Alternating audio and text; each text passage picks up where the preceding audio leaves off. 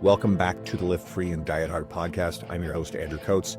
Join me along with industry leaders and friends on a quest to get more people through the gym door and eating and living healthier. Join me where evidence meets empathy while rejecting fitness industry fads and extremism. Let's begin.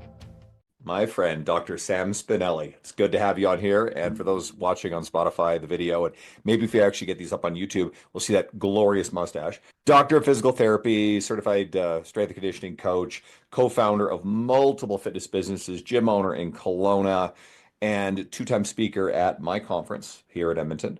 Great to have you back. Oh man, honored to be here. Thank you. Good. I'm really glad to get you on this earlier rush of the new podcast format. They've been doing great. I just had, for anybody who loves the physio side of stuff, I just had Adam Meekins released. And so everybody will love that. But let's get to you. So I definitely want to dive big time into injury rehabilitation here. And you yourself seem to be a magnet for injuries. You just tore your hamstring, right?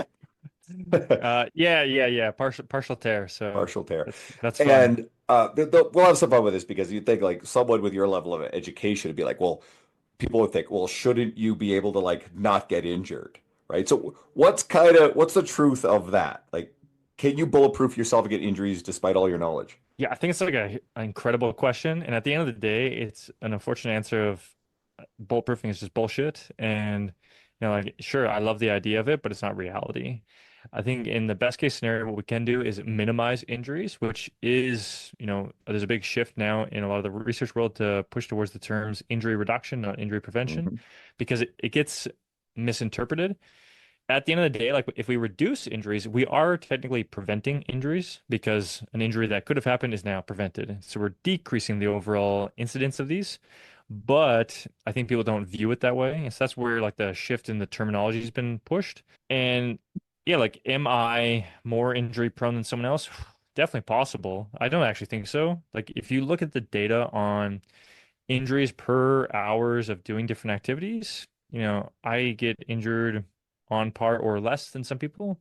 It's just unfortunately, I'm kind of dumb and I also do a lot of stuff. And when you combine those two things together, it's probably not the ideal scenario. But yeah, like if you look at the average amount of injuries per 1,000 hours for track and field, which is how I hurt my hamstring, it's on par. I probably did things not in the best way of going and starting to do a ton of high velocity work without having spending some time to build up to it. That was dumb, but it's also fun. And I'll recover, I'll be fine, move on. Then otherwise, yeah, I've been fortunate, not a ton of injuries, but good learning lessons. This is something that we see a lot in pro sports where early season, I think NFL football, there's a lot of hamstring injuries early in the season. So you alluded to this, I'll say it outright. It's like, this is a load management problem, right? Too much intensity, too much volume, too fast. Yeah, no, you hit the nail on the head there. Like we see the largest incidence of injuries across the season in the preseason. Whatever sport you basically pick, that's where it is, preseason or early season. And is it load management? It's probably basically that, where, yeah, like everyone comes into the season or the preseason not having done a lot of things. And so then they then accumulate a lot really quickly and something bad happens. What exactly bad is going to happen? And so the challenge is like, okay, ideally, people, ease into things at a more progressive rate, which, like in the case of something like, let's say, American football, not so easy. Obviously, you're not going to play American football like year round, challenging, at least to the same level. But we could probably, have similar-ish stressors for a longer period of time leading into it, not get as out of shape out of season, stuff like that. Or at least in my case, if I had spent like a month ramping up in intensity before going for a max effort sprint, that would have been smart. There's another thing I often think. So for anybody who will go watch you lift, you are freakishly strong. It's fun to watch, like the weights that I've seen you moving, right? And you participate in a broad spectrum of sports. So I think we generally believe that a broad spectrum of things, if the load management is appropriate and you can recover from it, is actually a good, robust array of stressors, right? You'd think that at least in theory that would mitigate injury risk. We see a lot of that talk in youth specialization sports. Okay, so, but I've also definitely observed, certainly I feel like, and this is anecdotal, that the strongest people I know, especially if they're really tendinous strong relative to their structure, because you're also very tall, then I feel like the injury rates, at least anecdotally, seem like they're a lot higher, but maybe it's just selection bias of the people who are competing at a lot of the things because they're the elite people. So, and my theory has always been, okay, there's going to be a weak point in the chain here. And if you're moving, like your body's being subjected to crazy absolute force, like absolute load, then the weak point is probably still going to be a smaller joint structure versus say a larger muscle or bone. So is there anything to that, or is that just self-selection bias? Yeah, I think it's gonna unfortunately be a case of like what the activity we're looking at probably is because, just at face value, depending upon whether we're talking about something that's gonna be higher velocity versus slower velocity, that's gonna bias different types of tissues. We don't see, for instance, something like a ACL tear happen in activities that are really slow typically. It is where, your muscles didn't have time to contract quickly enough to offload that, and therefore the load gets shifted towards your ACL. In contrast, in something like a really slow-based injury, it's going to be more likely to involve the muscle or possibly the tendon. And then also aspects of, what angle are we doing different movements at, and what is the degree of joint angle? Because that might tend to encourage a certain muscle or region of that muscle to contract at a higher rate. And that might then, challenge a certain part of it that could bias that muscle. For instance, if you look at something like sprinting, how someone contacts the ground and the positions of their legs can decide to a degree, are we more likely to experience like a distal injury, or are we more likely to experience like an avulsion injury more proximally in the hamstring? Can you And define what so, those are for the listeners who may not know? Distal and avulsion. yeah, so when we're looking at the hamstring, you got this big bad boy that's running down the length of your back of your thigh. And distally is the further part, more close to your knee. And we see, for instance, in athletes like, for instance, Usain Bolt, he had a distal hamstring tear during the 11 World Championships, something like that. And you can see a video of it in slow motion. Great example there. And he didn't do anything technically wrong. He was just having this really fast turnover. His leg kicked out. He hadn't even hit the ground yet with his foot. It was just extending really quickly. So it was a rapid eccentric action, and then it tore. In contrast, what we see in some incidences where an athlete, for instance, overstrides, and so then their foot contacts more in front of them, that can bias more loading on the proximal or the close portion, so the upper part of your hamstring. And when that happens, sometimes we see this thing called an avulsion tear or an avulsion fracture, where the muscle actually rips off from the bone. And so it involves like the tendon. Sometimes the actual bone can break in half too, and so then it takes some of the bone with it. Yeah, not a fun time. I guess this discussion of injuries, because you said something earlier about the frequency of injuries. And on previous podcasts, I know we've discussed this. Injuries happen roughly, they're measured in number of injuries per 1,000 hours. Mhm. And to make it explicit, like things like strength training or proxies for it, which, CrossFit, powerlifting, bodybuilding stuff, they tend to come in at about 1.5 to about 4 injuries per 1,000 hours. And these are not all serious injuries, right? They're not necessarily ACL tears, full thickness tears of rotator cuffs, et cetera. A lot of them are fairly minor. Now, what we're also alluding to is, and I think maybe here's the answer. Injury rates are higher in competitive sport than they are during recreational practice level activities. So maybe that's just it. That's a very interesting one because the answer to that is not always. Yeah. Okay. Yeah. I think like a very interesting comparison of that is when you look at the number of injuries per 1,000 hours for something like a rec league soccer. Hmm. So, intramurals, for instance, versus professional soccer, they're not dramatically different. Okay. And yeah, an interesting part of that, I think you're talking about selection bias earlier. That might be due to, the bias of who is participating because, professional athletes, they're well-trained, fit individuals pushing themselves to this really high effort level. And on the flip side, we've got, when it comes to rec league soccer, less fit individuals, probably not taking as good of care of themselves, sometimes coming off the couch. And so, interestingly, though, we don't see dramatically different injuries in that same population or in same activity, but different populations. I think another place that shows up is in marathon running. And I think that amateur runners have higher rates when they're running marathons That, than like elite athletes as well. So that makes sense because yeah, they're still competing. So let's say like gym level stuff versus competition level. I mean, from what I've seen, and you again are the expert on this, I would expect the injury rates to be higher because you're literally pushing yourself to the edge. And I can see in a rec league, like a beer league, older guy wants to try to do what he did 15 years ago, into the season early and is pushing too hard and ends up snapping something, right? Yeah, I do totally agree with that. I think in the context of like lifting, you've got like I own a gym, like you mentioned earlier, and we've got this group of middle-aged guys that come in and lift together, and they're not going ham, they're not like going crazy on it. They're there, they're having a good time, they're getting a good pump in, but they're not, pushing max reps or anything like that. And in contrast, yeah, like they probably experience less injuries than the average person because of that, or a competitive lifter. But then in these other sports where you've got individuals who go kind of hard in the relative sense because they want to relive their glory days or something like that, and they push well beyond what they're probably capable of. And yeah, so I do think in the case of lifting, that's a good example there.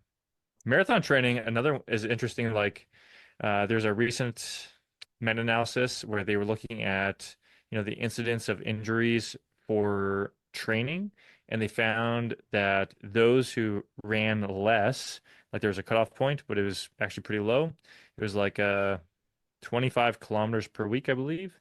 If you ran less than that, you were more likely to experience an injury than someone who ran more than 25 kilometers. And the point at which before the injury rate actually increased was like quite dramatic.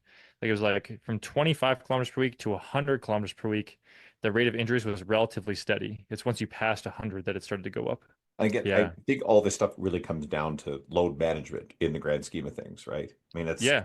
it's it's oversimplification, I suppose, but what we talked about defines it.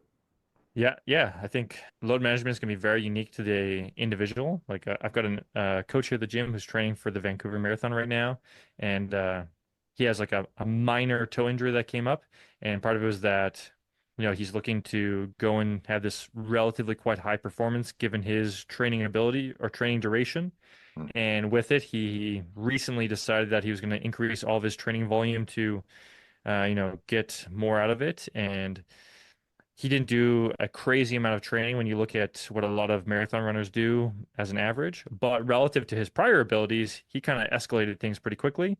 And so, for him as an individual, it was too much too soon.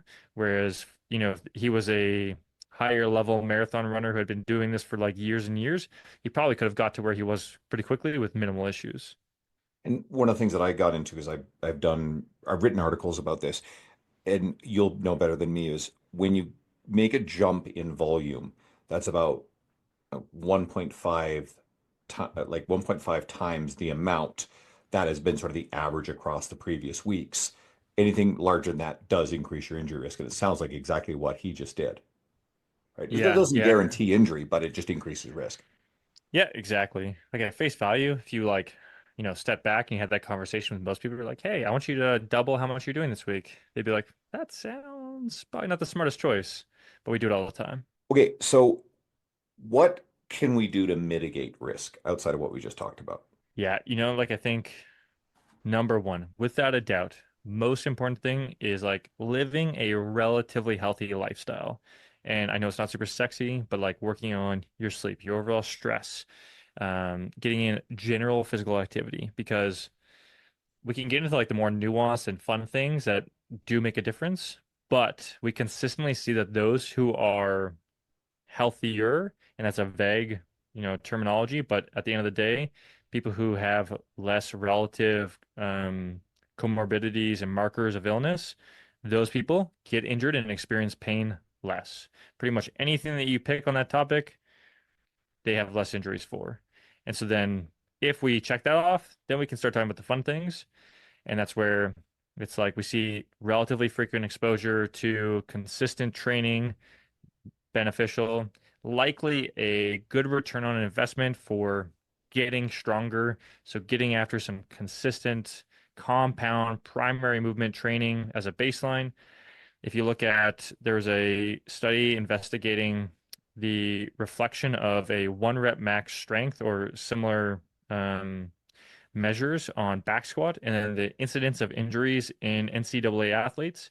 And basically, there was an association, and a reasonable one, of that those who had a stronger 1RM got injured less often. And it was across pretty much all injuries, which is an interesting concept. And then, when we look at past that, it gets a bit more fine-tuned because what are you looking to do specifically?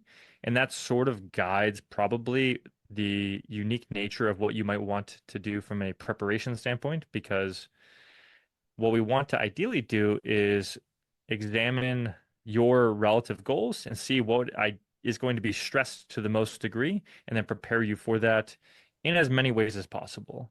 And so, like, there's the side of doing that activity and building up progressively, both in intensity, volume, specificity, but then also on the other side, activities in the gym that might supplement and support that. Like, for instance, again, in the world of like running, sprinting, track and field, etc. Yeah, I probably want to challenge your hamstrings in a robust way, performing some high effort and intensity, deep full range of motion, hip extension, knee flexion work. Um, in other activities like overhead throwing sports, I probably want to challenge your shoulder through some sort of rotational basis, some extreme ranges of shoulder flexion in an eccentric way. And those two things very different depending upon what activity you're going to do. Like a sprinter, they don't need to do that shoulder stuff. Could they? Sure. But it's like sprinters aren't really hurting their shoulders. They're not blowing them out. They don't have this high demand on it. On the flip side, sometimes sprinters or sometimes throwing athletes, they might need to do that stuff for their hamstring, but it's less important than it might be for the direct shoulder work. And so as we start to get past like level one, making sure that you're a really healthy individual overall. Level two, good compound generalized training program across, most fundamental levels. And then level three would be isolating down on more specific concepts based upon what your unique needs and goals are. I'm going to give the brohards a little bit of a layman's example of this.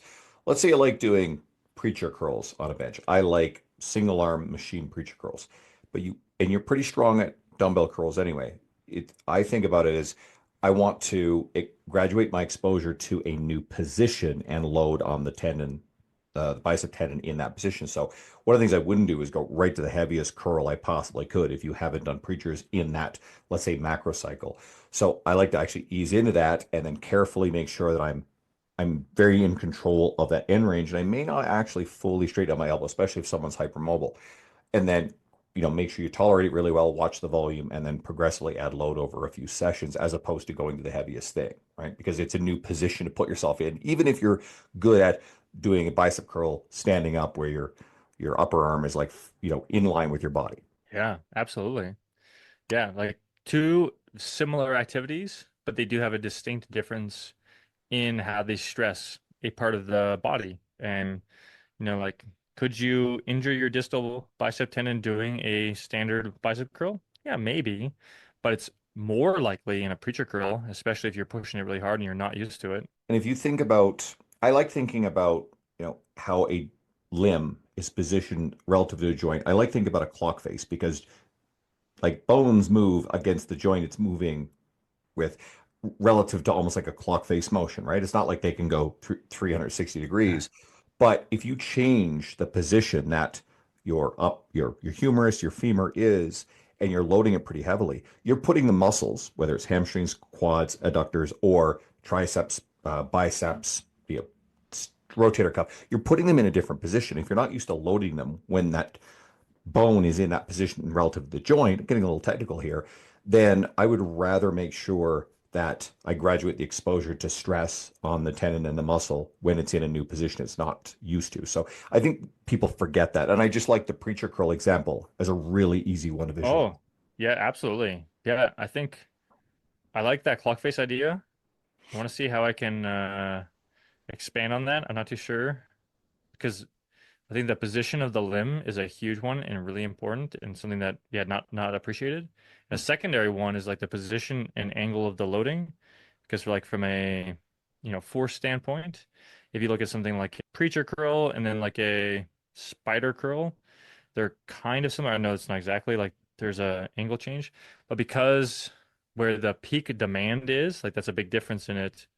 Um, or like in the case of a rotator cuff, if you look at something like a elbow on knee external rotation, when you're like sitting on a bench and then you got your knee up and you put your elbow on and you pivot off of it, versus like a cable external rotation with your arm by your side, kind of like a face pull action. Those two have very different points of the loading, even though you're general limbs are in the same position, but because the cable is not going to have almost any relative loading because it's going to be forward and front, and as you rotate back, the leverage on it is relatively low. Whereas in the dumbbell movement, the peak loading is when your hand is in the lower position, and so you experience the peak force demands at different points in the movement.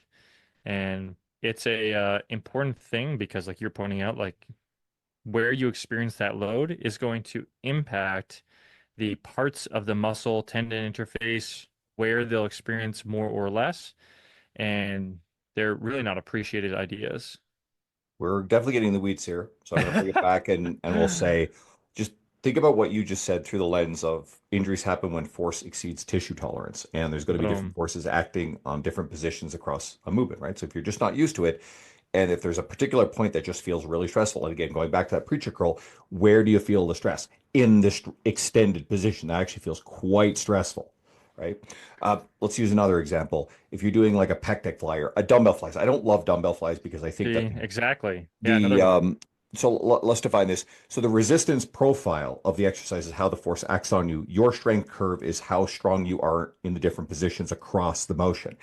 You have a lot of force acting on you in the fully extended position because gravity's acting more there at the top. There's almost no resistance.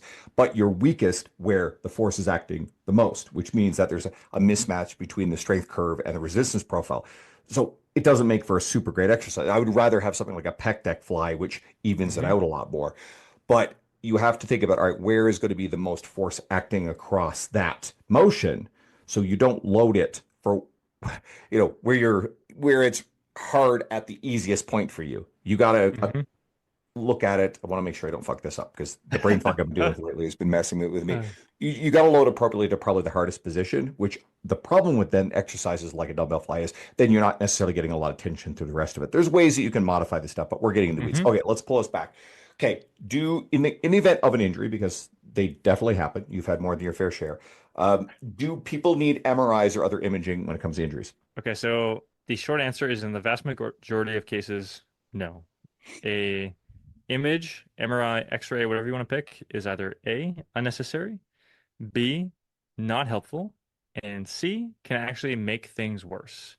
That can confuse a lot of people, but the reality is that if you have whatever injury we want to pick, outside of a few rarer instances, if we know that blank tissue is involved, unless it requires surgery, which is actually not that common in the vast majority of things, it doesn't necessarily guide what we should be doing. We're looking at where are you weak? Where are you limited in motion? What do we need to develop to get you back to the functional activities that are meaningful to you? And then how can we find exercises that match up accordingly to that? That's the bulk of what best rehab and training honestly is. Past that, having direct imaging reports for guiding treatment doesn't really help a lot. Like it might, but in the vast majority of cases, we can't necessarily choose an exercise based upon this minor detail of involvement versus that. It doesn't really line up that way. And then the follow-up to that is that just because you do have these imaging reports, we don't necessarily know that that's what's guiding your symptoms. In a lot of cases, they could be irrelevant. It could have been there before. It could not be why you're experiencing pain.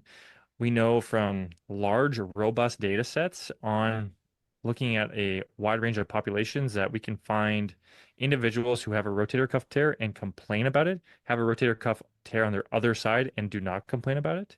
Super common. I just recently had an individual who reached out to me.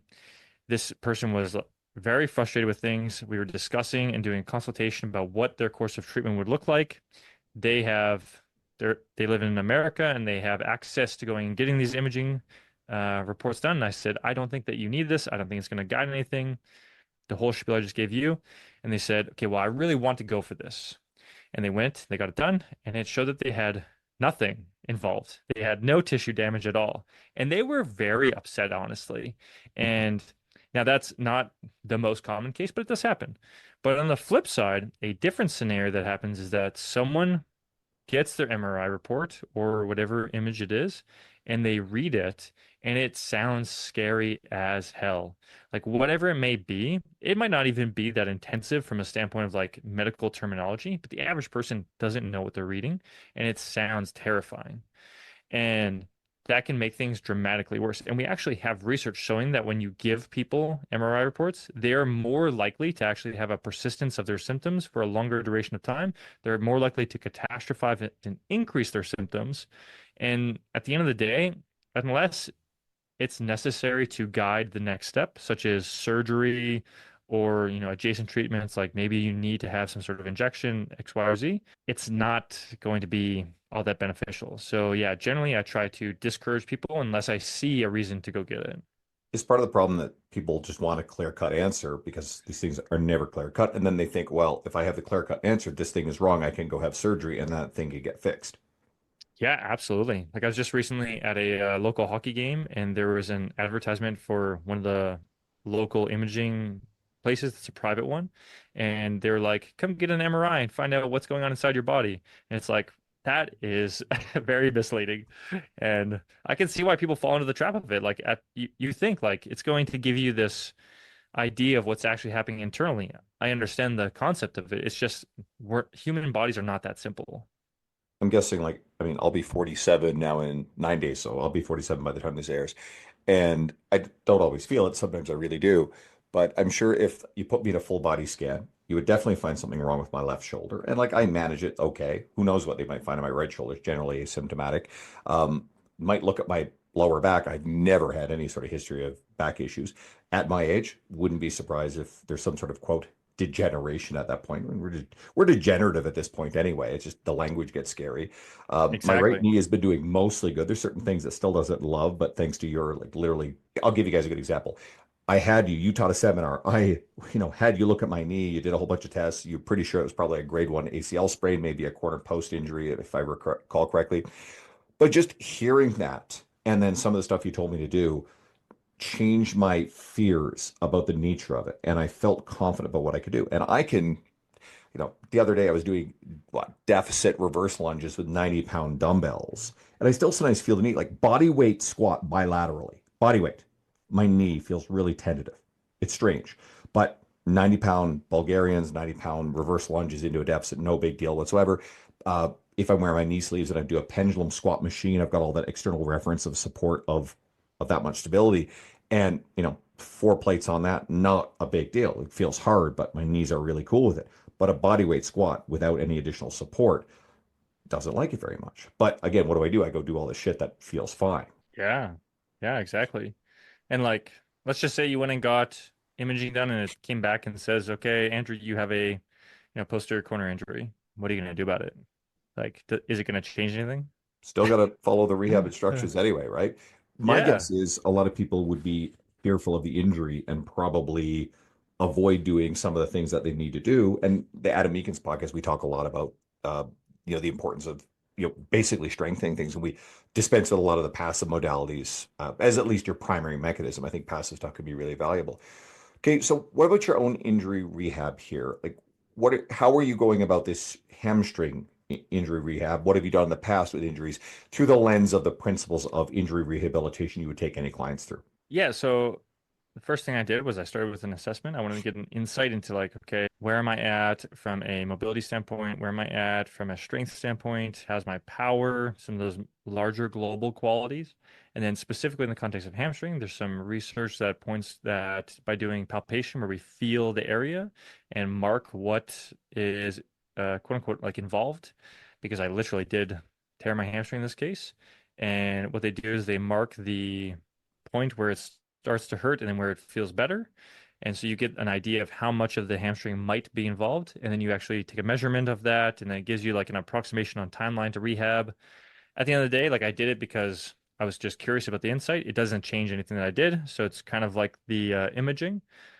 But, I went through this full process to get some insight into where I'm at. And then I created a structure of exercises to then target and address these things to get me back to where I want to be.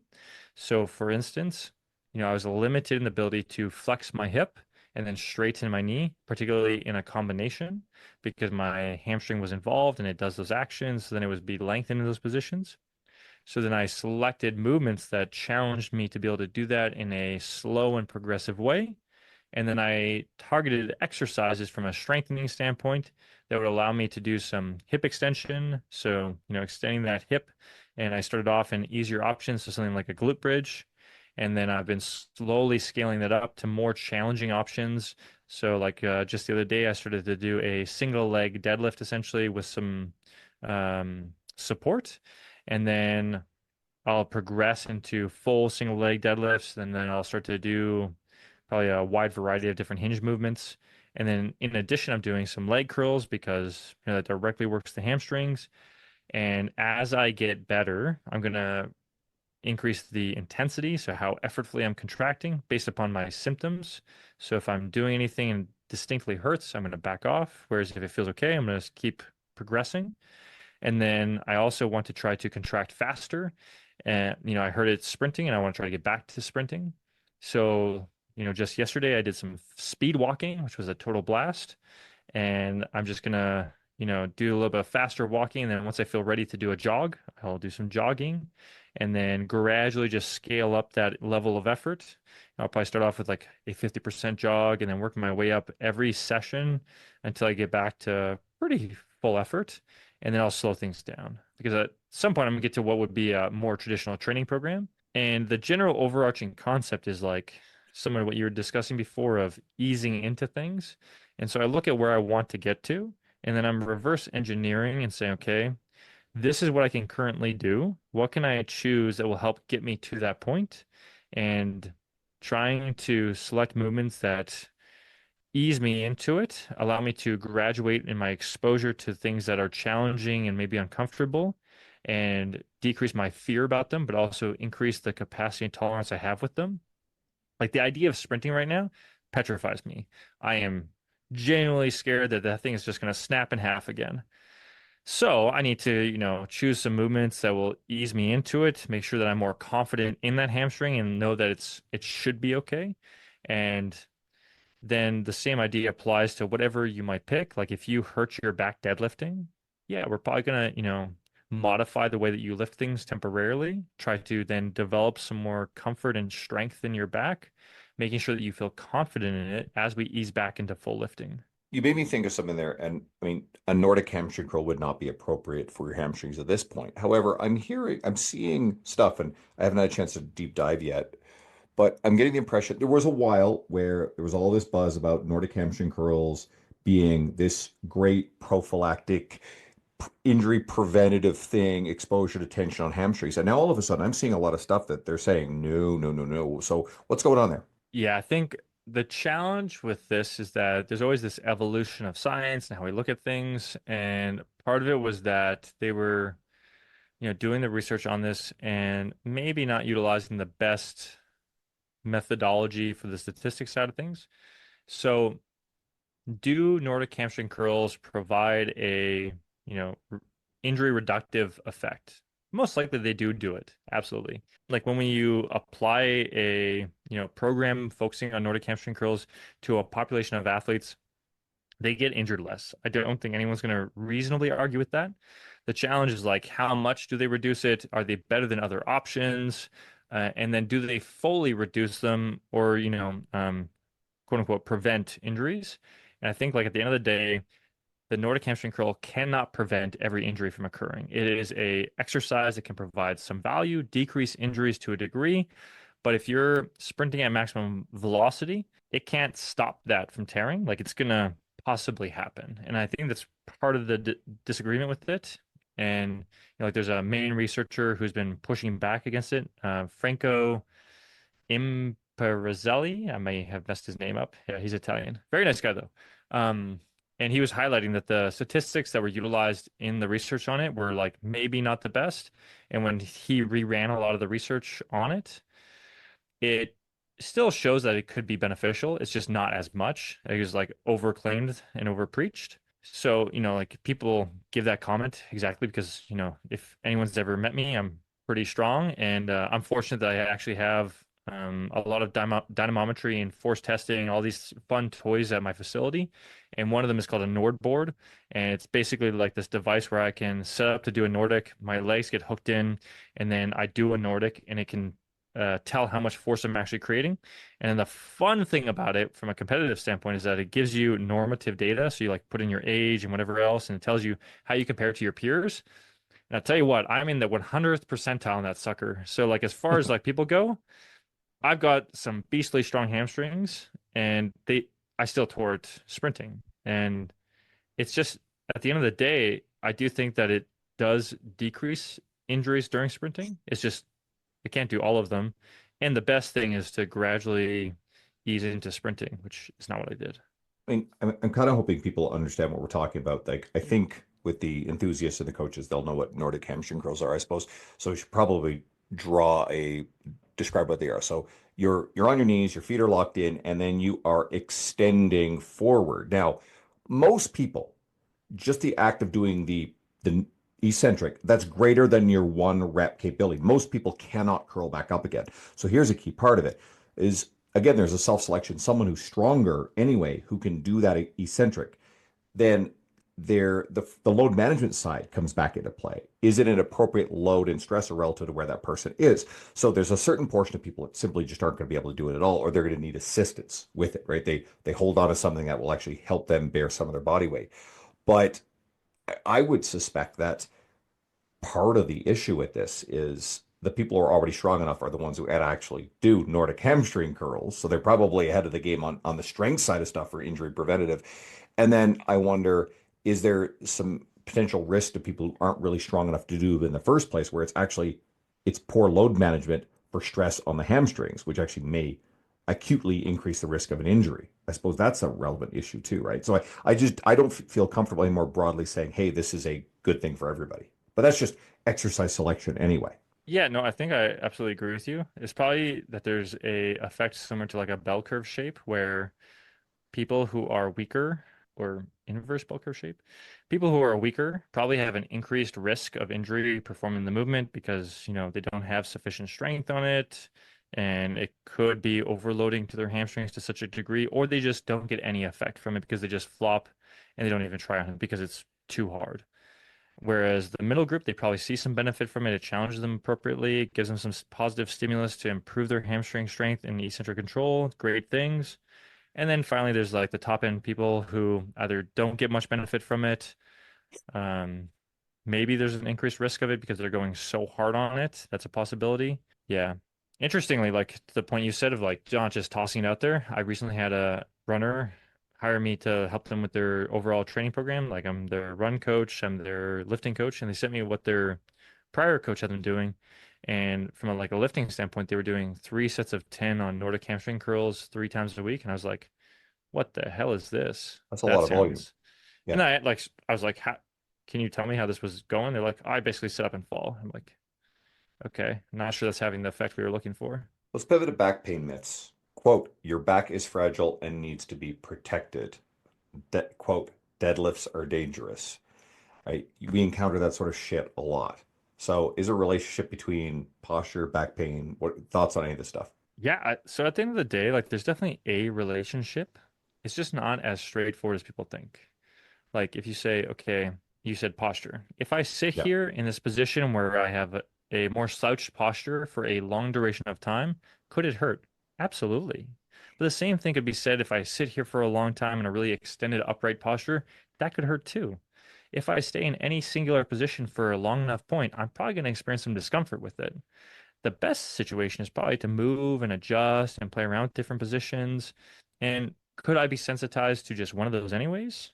Yeah, like some people just don't tolerate slouching to a great degree, but it doesn't mean that's the case for everybody. Like there's a chance that slouching could be something that you currently don't find a good position, but you're probably able to do it previously, and you might be able to do it again in the future. Just like at this moment, it doesn't feel great. And that might mean you benefit from a quote unquote like postural intervention where we temporarily try to change to minimize your time being in a slouch posture. But the difference, I think, from how it used to be approached, which was that we blame the posture. We say slouching is bad and you should never do it. Instead is that let's try to adjust and move away from that position for a while you get back and we decrease your symptoms and you feel better with things, then we ease back into it. That's more of the newer way that I think evidence is guiding us towards. And a similar concept applies with deadlifts. Like deadlifts are a great option for challenging so many tissues in your back, your hips, your thighs. Can you take them too far? Sure. Like you said earlier, if you take any tissue past what it can tolerate, something bad's going to happen. Now, what might break down? Who knows? Could be a wide range of things. It's going to depend upon how strong you are at all these different areas. And that's not unique, though, to the deadlift. Like, if I have you do anything, it could be like, most people probably think walking is good for you. And I totally agree. But if you go and walk for 24 hours straight and you're used to walking for 10 minutes, yeah, something bad's going to happen. Like, That's unfortunately. load management again. Everything comes back to load management, right? It's terrible load management of walking, even though it's like theoretically low impact. Yeah, exactly. Yeah. And so the challenge is like, how do we find that sweet balance? What is right for you? And by doing an activity, there's an interesting challenge that comes whenever we do any sort of activities that as we do the activity, we likely improve how much of that activity we can do. Fact, like you look at, how long you been deadlifting for, do you think? 30 years? You know what's funny is I don't I know when you probably wasn't started. doing as much of it in the early days of lifting as I really got influenced by the bro split Yeah. magazine stuff. So I've probably been more active at deadlifting for, it's been not quite 20 years. Okay. Yeah. So 20 years ago, you were probably less comfortable deadlifting as you are now. Like at the end of the day, you've been doing it more. You might not be able to do more. You're a beast in your younger years. We'll give you some credence there. But at the end of the day, like we see that there's tends to be improvements in how much someone can do, how well they're familiar with it, all these things. On the flip side, as you do something, we talked about injuries earlier, that it's like X injuries per 1,000 hours. Well, as you do more, you're accumulating more hours. And so then at some point, like you might experience an injury because of that. And it's not that the activity was inherently bad, you just were doing it, and eventually something's going to happen. And I think that's like sort of this interesting conundrum of where as you do it, you improve your capacity with it, all these good things happen. But on the flip side, there's the exposure challenge that where you could get injured doing it. And I mean, in my specific example, I haven't pulled, a conventional deadlift crazy heavy in a while, in large part because a couple of years ago I sustained a sort of an odd and yet not fully understood bicep injury in my left arm, and that is usually the arm that I go underhand with on the deadlift where I have strongest grip, right? I don't mess around with hook grip.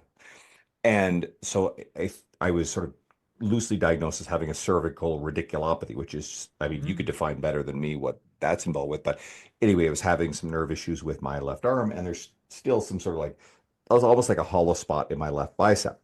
And whenever I go really crazy with like heavily loaded underhand gripping of stuff, let's say like I do a heavy RDL, then I feel it there. So my concern is, well, if I, and again, it would be just appropriate load management, gradually build up, gradually build up. I haven't been conventionally deadlifting in a long time. If I did and I went too far too fast based on what my posterior change glutes, back, hamstrings could handle, then I would be concerned that I would rip my bicep clean off. So I just don't do that, right? But it also doesn't meet my training goals or my recovery goals right now because of all the other stuff I do. So for me, a big deadlift, once upon a time, that was a lot of fun. Absolutely loved it. It hasn't been a big priority for me. But there's also narratives that I've just woven. And I always draw people back to the narratives about why we don't do things. And I've watching as I'm slowly becoming that older guy who, well, I used to be able to bench this, but now my shoulder, I used to be able to squat this because of my knee. Hey, I used to be able to deadlift this. Hey, my bicep. And you kind of chuckle as your training evolves. So you kind of understand it. So I just try not to, talk in front of the younger guys, be like, well, in my day, I used to do this, right? So I just try to dispense with being that person. Yeah, it's really interesting that you just mentioned that. Like we were talking about pain previously and injuries, and there's this concept called the inactivism or inactivist approach to pain.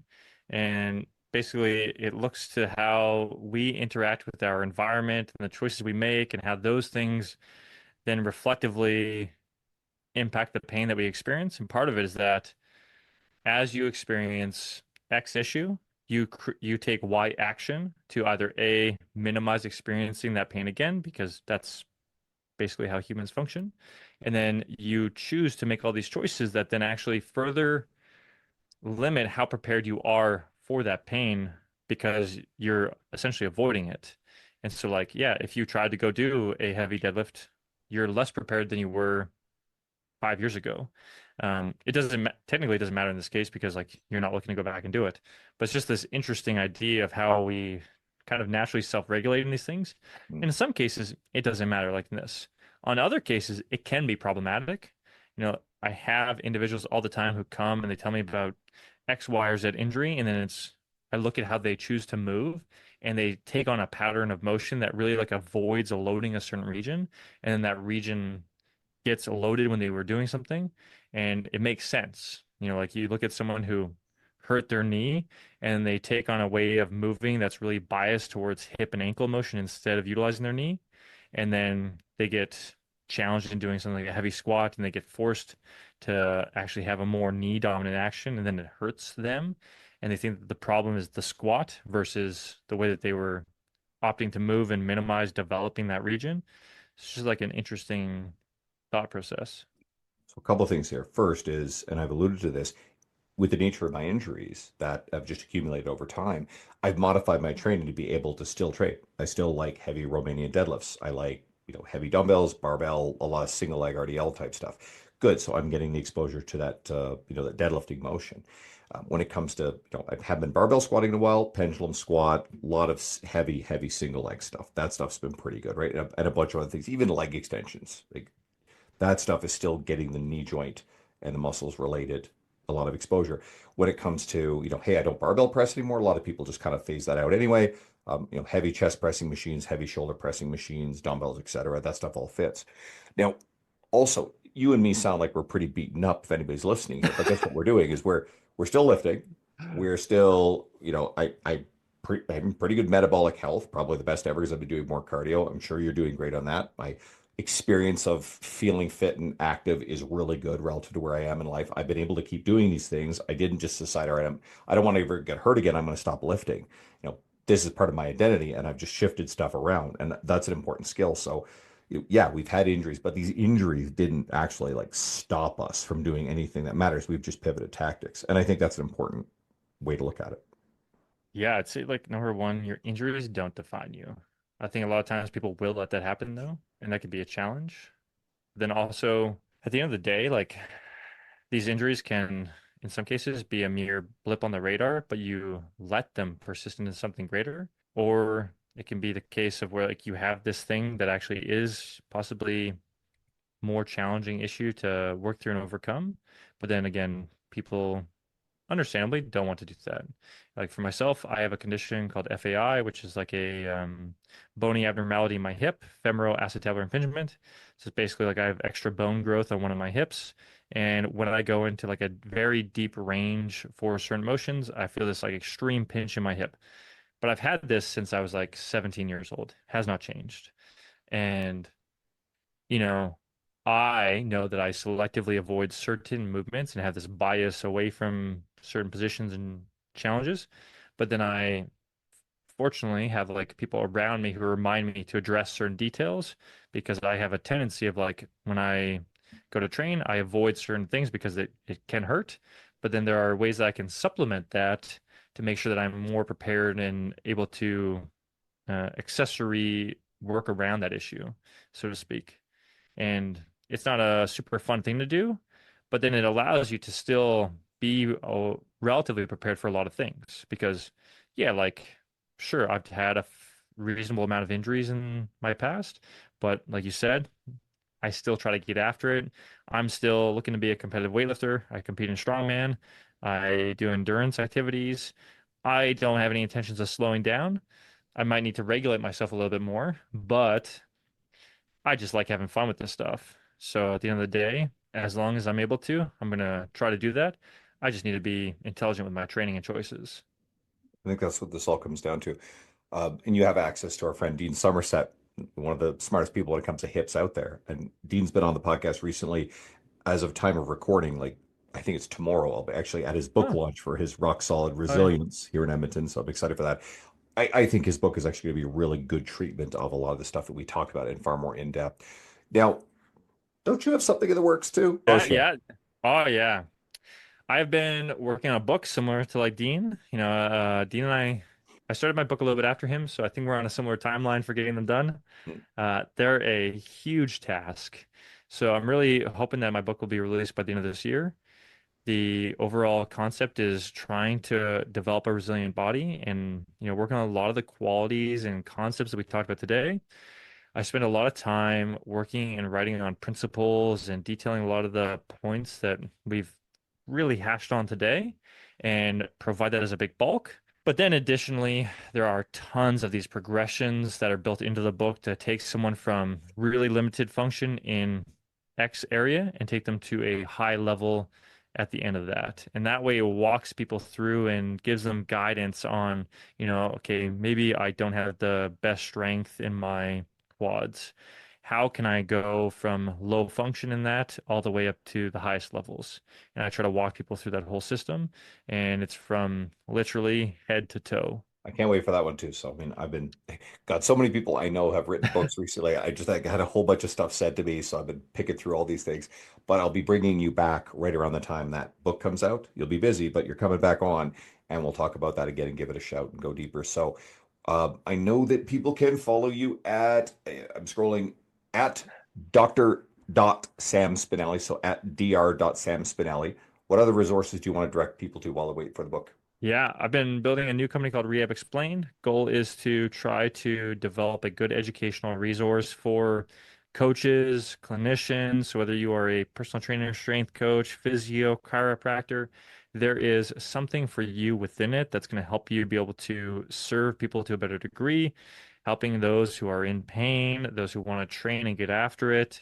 There's a wide range of lectures, there's practicals, additional resources that are in there, and I'm constantly adding more. Every month we try to release new content. I do deep dives, Q&As, whole wide range of options to help, expand people's mindsets from principle-based information all the way to directly practical. You can leave the thing and go and apply it immediately.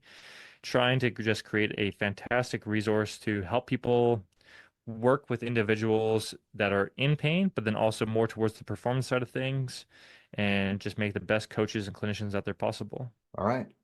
Everybody listening, I hope you guys will go follow Sam, check out what he's doing. Okay. He's been on before. I've got a whole bunch of old episodes with you. The old episodes where it's a bit more like business and career focused. The coaches will love that, guys. Go binge. There's a gold mine back there. Okay. For anybody listening, there's a few ways you can help me out. The podcast audience has been growing. I appreciate it. So if you're a relatively new listener, message me on Instagram. I want you there. Follow me at Andrew Coates Fitness. For anybody who's been enjoying this and you've got people in your world you like these episodes. But again, there's going to be different topics, and some of the episodes, the nutrition stuff might be your jam, and the hardcore rehab. We really got into the weeds on this one. Maybe like fought through it a little bit, but I hope there's a big payoff. Share this with someone that you know, whether it's a clinician, practitioner, coach, or someone who's been dealing with injuries. I think there's a lot of positive messaging here. You can help me there. Give me a review. I would kill for some great reviews. Those go a long way.